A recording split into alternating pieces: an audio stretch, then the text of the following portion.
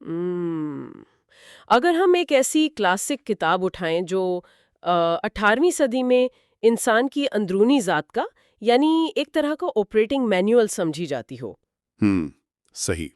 اور پھر اسے 20ویں صدی کے ایک انتہائی انقلابی مفکر نے اپنے دور کے حساب سے پوری طرح اپ گریڈ کیا ہو، اور مزے کی بات یہ ہے کہ آج وہ سب کچھ ایک پی ڈی ایف فائل کی شکل میں ہماری سکرینز پر موجود ہو، تو اس سارے سفر کا مطلب کیا ہے؟ بالکل، یہ ایک بڑا دلچسپ سوال ہے۔ آج ہم ایک ایسے ہی حیرت انگیز ماخذ کے اندر اتر رہے ہیں۔ ہمارے سامنے جو آج کی دستاویز ہے وہ بظاہر محض ایک فہرست مضامین پر مبنی پی ڈی ایف ہے، جس کا عنوان ہے شرح حجت اللہ البالغہ شیخ عبید اللہ سندھی۔ بظاہر یہ بڑی روایتی سی ایک عام سی فائل لگتی ہے، جی، بظاہر ایسا ہی لگتا ہے۔ لیکن اس کے اندر چھپے عنوانات دراصل انسانی شعور اور کائنات کے اصولوں کا ایک انتہائی پیچیدہ نقشہ ہیں۔ تو آج کے اس گہرے مطالعے کا مقصد اسی نقشے کو ڈی کوڈ کرنا ہے۔ دیکھیں، اس نقشے کو سمجھنے کے لیے ہمیں سب سے پہلے اس کے نام اور اس کے پیچھے جو فکری بنیاد ہے اس کو ذرا کھولنا ہوگا۔ جب ہم حجت اللہ البالغہ کی بات کرتے ہیں تو اس عربی اصطلاح کا سیدھا سیدھا مطلب ہے اللہ کی مکمل اور حتمی دلیل۔ 18ویں صدی میں جب شاہ ولی اللہ نے یہ کتاب لکھی تو ان کا مقصد صرف یہ نہیں تھا کہ مذہبی عقائد کی ایک لمبی چوڑی فہرست بنا کر دے دیں۔ وہ بر صغیر میں مغل سلطنت کے زوال کا دور تھا۔ معاشرہ پوری طرح ٹوٹ پھوٹ کا شکار ہو رہا تھا، بالکل۔ اور شاہ ولی اللہ نے یہ محسوس کیا کہ اب مذہب کو صرف اندھی عقیدت یا چند روایتی رسومات کے طور پر پیش کر کے معاشرے کو بچایا نہیں جا سکتا۔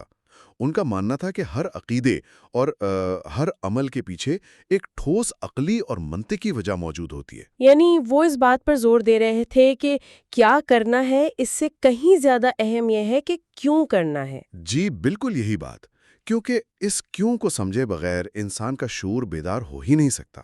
اچھا، لیکن یہاں میرے ذہن میں ایک سوال پیدا ہوتا ہے، مطلب مذہب تو بنیادی طور پر عقیدے اور غیب پر ایمان لانے کا نام ہے نا، تو شاہ ولی اللہ نے اس غیب کو عقل اور منطق کی کسوٹی پر کیسے پیش کیا؟ کیا ہمارے آج کے ماخذ میں اس فہرست میں اس کی کوئی عملی مثال نظر آتی ہے؟ ہاں، اگر آپ اس فہرست کو غور سے دیکھیں تو اس میں طہارت، نماز اور روزے جیسے بظاہر روایتی ابواب نظر آتے ہیں۔ جی، وہ تو ہر اسلامی کتاب میں ہوتے ہیں۔ بالکل ہوتے ہیں، لیکن فرق یہ ہے کہ شاہ ولی اللہ انہیں صرف ثواب کمانے کی مشین کے طور پر بیان نہیں کرتے۔ وہ ایک تصور پیش کرتے ہیں جسے وہ انسان کی نفسیاتی اور روحانی کنڈیشننگ کا نام دیتے ہیں۔ روحانی کنڈیشننگ، یہ بڑی ماڈرن سی اصطلاح لگ رہی ہے نا؟ مثال کے طور پر وہ بتاتے ہیں کہ جسمانی طہارت یا نماز کے جو مخصوص انداز ہیں وہ محض جسمانی حرکتیں نہیں ہیں، بلکہ یہ انسان کے اندر موجود جو اس کا نفس ہے اس پر پڑنے والے اثرات کا نام ہے۔ اچھا، یعنی جب وہ جھک رہا ہے تو وہ صرف ایک فزیکل ایکشن نہیں کر رہا؟ بالکل نہیں۔ جب انسان ایک خاص ڈسپلن کے تحت جھکتا ہے تو وہ دراصل اپنی انا اور اپنی حیوانی جبلتوں کو ایک بڑے سچ کے سامنے سرنڈر کرنے کی پریکٹس کر رہا ہوتا ہے۔ یہ ایک ایسی نفسیاتی ٹریننگ ہے جو اس کے اندر کے سافٹ ویئر کو یعنی اس کے مائنڈ سیٹ کو ریسیٹ کرتی ہے، تاکہ وہ معاشرے میں ایک متوازن انسان بن کر رہ سکے۔ واہ! لیکن دیکھیں، اگر شاہ ولی اللہ کا یہ اصل متن اتنا ہی جامع، عقلی اور انسانی نفسیات کو اتنی گہرائی سے سمجھنے والا تھا، تو پھر شیخ عبید اللہ سندھی کو 20ویں صدی میں اس کی اتنی تفصیلی شرح یا کمنٹری لکھنے کی ضرورت کیوں پیش آئی؟ یہ ایک بہت اہم نقطہ ہے۔ کیا یہ ایسا ہی ہے جیسے آج کے دور میں شیکسپیئر کے پرانے ڈراموں کی اصل روح کو سمجھنے کے لیے ہمیں ایک ماڈرن ڈائریکٹر کی ضرورت ہوتی ہے جو ان پرانے کرداروں کو آج کے دور کے مسائل کے ساتھ جوڑ کر دکھائے؟ شیکسپیئر والی یہ تشبیہ اس معاملے میں بہت فٹ بیٹھتی ہے۔ دیکھیں، کلاسک متون کے جو بنیادی نظریات ہوتے ہیں وہ تو آفاقی ہوتے ہیں، وہ نہیں بدلتے، لیکن جس زبان، جن مثالوں اور جن سیاسی حالات میں وہ لکھے جاتے ہیں وہ وقت کے ساتھ ساتھ بدل جاتے ہیں۔ صحیح۔ شاہ ولی اللہ بادشاہتوں اور زرعی دور کے انسان سے مخاطب تھے، لیکن جب شیخ عبید اللہ سندھی کا دور آیا تو دنیا بالکل بدل چکی تھی۔ یہ 20ویں صدی تھی، بر صغیر پر برطانوی سامراج کا قبضہ تھا اور انڈسٹریل ریولوشن یا صنعتی انقلاب آ چکا تھا۔ اور سرمایہ دارانہ نظام پورے زوروں پر تھا۔ بالکل۔ تو شیخ عبید اللہ سندھی کا کمال ہی یہ ہے کہ انہوں نے شاہ ولی اللہ کے اسی 18ویں صدی کے فکری نظام کو لیا اور اسے 20ویں صدی کے عالمی چیلنجز پر اپلائی کر دیا۔ ان کی شرح کا مقصد اصل متن کو بدلنا نہیں تھا، بلکہ اس خلیج کو پاٹنا تھا جو 200 سال کے عرصے میں پیدا ہو گئی تھی۔ جی، انہوں نے ثابت کیا کہ شاہ ولی اللہ کا ماڈل صرف پرانے زمانوں کے لیے نہیں ہے، بلکہ یہ جدید معاشی اور سماجی استحصال کے خلاف بھی ایک مکمل فکری ہتھیار ہے۔ اور یہی وہ مکان ہے جہاں اس PDF کے فہرست مضامین واقعی ایک ہیومن آپریٹنگ مینول لگنے لگتی ہے۔ میں اس وقت اس فہرست کو دیکھ رہی ہوں اور اس میں کچھ الفاظ ایک خاص ترتیب میں بار بار ابھر کر سامنے آتے ہیں۔ پہلا حصہ پوری طرح نفس کے گرد گھومتا ہے، پھر عقیدہ کی بات ہوتی ہے اور آخر میں اصول اور ارتفاقات جیسے بھاری الفاظ آتے ہیں۔ اگر ہم اس مینول کے پہلے حصے یعنی نفس کی بات کریں تو شاہ ولی اللہ اور شیخ سندھی ہمارے اندر کے کس سافٹ ویئر بگ کو ٹھیک کرنے کی بات کر رہے ہیں؟ وہ جس بنیادی سافٹ ویئر بگ کی نشاندہی کرتے ہیں نا، وہ انسان کے اندر موجود دو متضاد قوتوں کا ٹکراؤ ہے۔ ایک طرف ہے بہیمیت۔ بہیمیت یعنی انسان کی حیوانی جبلت؟ جی بالکل، اس کی بھوک، اس کا لالچ، اس کا غصہ اور دوسروں کی طاقت چھین لینے کی جو شدید خواہش ہوتی ہے۔ اور دوسری طرف ہے ملکیت، یعنی فرشتوں جیسی صفات؟ اس کا اعلیٰ شعور، اس کی اخلاقیات۔ اب یہ دونوں قوتیں انسان کے اندر ہر وقت جنگ میں مصروف ہیں۔ شاہ ولی اللہ کہتے ہیں کہ اگر حیوانی جبلت یا بہیمیت کو بے لگام چھوڑ دیا جائے تو انسان کا اندرونی نظام پوری طرح کریش کر جاتا ہے۔ اور شیخ عبید اللہ سندھی جب اس کی تشریح کرتے ہیں تو یقیناً وہ اس انفرادی بگ کو پورے معاشرے پر اپلائی کرتے ہوں گے؟ بالکل، انہوں نے یہی کیا۔ وہ بتاتے ہیں کہ جب چند افراد کی اس بہیمیت یا لالچ کو کھلی چھوٹ مل جاتی ہے نا، تو وہ معاشرے میں سرمایہ دارانہ استحصال کی شکل اختیار کر لیتا ہے۔ یعنی نفس کی یہ بظاہر جو اندرونی کشمکش ہے، یہ سیدھا سیدھا عالمی معیشت اور سیاست سے جڑ جاتی ہے؟ جی ہاں، نفس کی اصلاح صرف کوئی ذاتی یا اکیلے بیٹھ کر کرنے والا روحانی مراقبہ نہیں ہے، بلکہ یہ پورے معاشرے کو معاشی تباہی سے بچانے کی پہلی سیڑھی ہے۔ اسی لیے اس مینول کا اگلا حصہ عقیدہ پر آتا ہے، کیونکہ ایک بار جب آپ نے اپنے اندر کے لالچ اور حیوانی جبلتوں کو پہچان کر انہیں کنٹرول کرنا سیکھ لیا تو پھر آپ کو دنیا کو دیکھنے کے لیے ایک نیا آپریٹنگ سسٹم چاہیے ہوتا ہے۔ جی، ایک نیا عقیدہ جو آپ کے فیصلوں کو ڈرائیو کرے، اور ایک ایسا عقیدہ جو اندھی تقلید پر مبنی نہ ہو، بلکہ اس کی بنیاد اس منطق پر ہو کہ انسان کو ایک اجتماعی نظام کا حصہ کیسے بننا ہے۔ جب عقیدہ مضبوط اور عقلی ہو جاتا ہے تو پھر باری آتی ہے ان اصولوں کی، جن کا اس فہرست میں ذکر ہے۔ بالکل، اور یہ اصول کوئی ہوائی باتیں نہیں ہیں۔ شاہ ولی اللہ یہاں ارتفاقات کا نظریہ پیش کرتے ہیں۔ ارتفاقات کا مطلب ہے انسان کے سماجی اور تہذیبی ارتقاء کے مراحل۔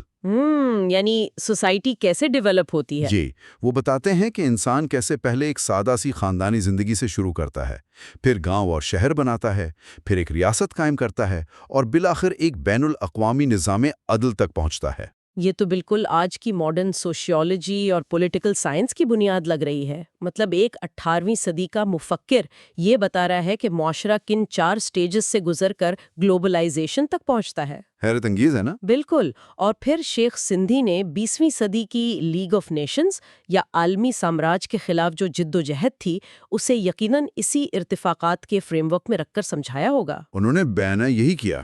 شیخ سندھی نے بتایا کہ جب کوئی ایک ملک دوسرے پر قبضہ کر کے اس کے معاشی وسائل کو لوٹتا ہے تو وہ دراصل شاہ ولی اللہ کے اس چوتھے درجے کے ارتفاق کو یعنی بین الاقوامی نظام کو کرپٹ کر رہا ہوتا ہے۔ صحیح۔ اور دیکھیں، جب اوپر کا نظام کرپٹ ہوتا ہے نا تو اس کا سیدھا اثر عام آدمی کے نفس پر پڑتا ہے۔ اگر ایک انسان کو روٹی نہیں مل رہی اور وہ معاشی جبر کا شکار ہے تو اس سے اعلیٰ اخلاقیات کی توقع رکھنا بے معنی سی بات ہے۔ بالکل، بھوکے پیٹ اخلاقیات نہیں سوجتی۔ جی، تو یہ ہے وہ کنیکشن جو نفس سے شروع ہو کر گلوبل پالیٹکس تک جاتا ہے، اور شیخ سندھی کی شرح اسے آج کے دور کے لیے بالکل قابل فہم بنا دیتی ہے۔ اچھا، اس فہرست مضامین میں ایک اور عنوان جو بار بار میری توجہ کھینچ رہا ہے وہ ہے الفوز القبیر کا حوالہ۔ اگر حجت اللہ البالغہ انسان اور معاشرے کا آپریٹنگ مینول ہے تو یہ الفوز الکبیر کیا ہے؟ اس کا لفظی مطلب تو شاید بڑی کامیابی بنتا ہے، لیکن فکری طرح پر یہ کس چیز کی طرف اشارہ ہے؟ دیکھیں، الفوظ الکبیر دراصل شاہ ولی اللہ کی ایک اور انتہائی اہم تصنیف کا نام ہے، اور یہ کتاب قرآن کو سمجھنے کے اصولوں پر مبنی ہے۔ تو اس کا اس فہرست میں کیا کام؟ اس کا حوالہ اس فہرست میں اس لیے اہم ہے کیونکہ شیخ عبید اللہ سندھی نے اپنے تعلیمی نظام میں ان دونوں کتابوں کو ایک ساتھ جوڑ دیا تھا۔ ان کا ماننا تھا کہ اگر حجت اللہ البالغہ یہ بتاتی ہے کہ معاشرے کا نظام کیسے کام کرتا ہے، تو الفوظ الکبیر وہ اینک فراہم کرتی ہے جس کے ذریعے آپ الہامی کلام کو سمجھ سکتے ہیں۔ بالکل، اس کے تاریخی اور فکری پس منظر میں آپ اسے اس پورے فریم ورک کا سورس کوڈ کہہ سکتی ہیں۔ اس کے بغیر آپ سماجی اصولوں کو تو شاید کسی حد تک سمجھ لیں، لیکن ان اصولوں کے پیچھے چھپی جو حتمی حکمت ہے اس تک نہیں پہنچ سکتے۔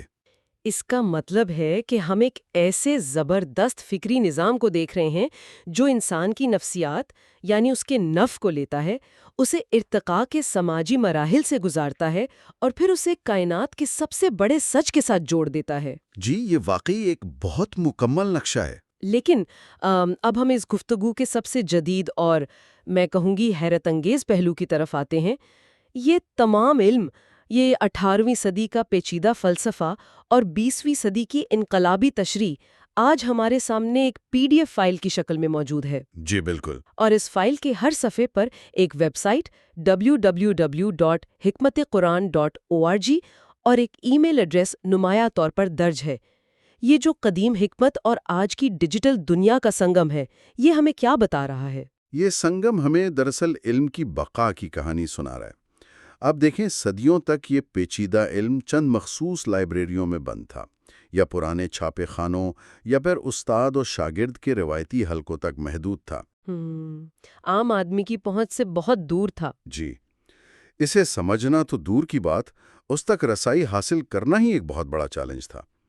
آج اس کتاب کے ہر صفحے پر ایک ویب سائٹ کا URL موجود ہونے کا مطلب یہ ہے کہ کسی نے اس بات کو بہت گہرائی سے سمجھ لیا ہے کہ علم کی اصل طاقت اس کی ڈیموکریٹائزیشن میں ہے، یعنی اسے سب کے لیے عام کرنے میں ہے۔ صحیح۔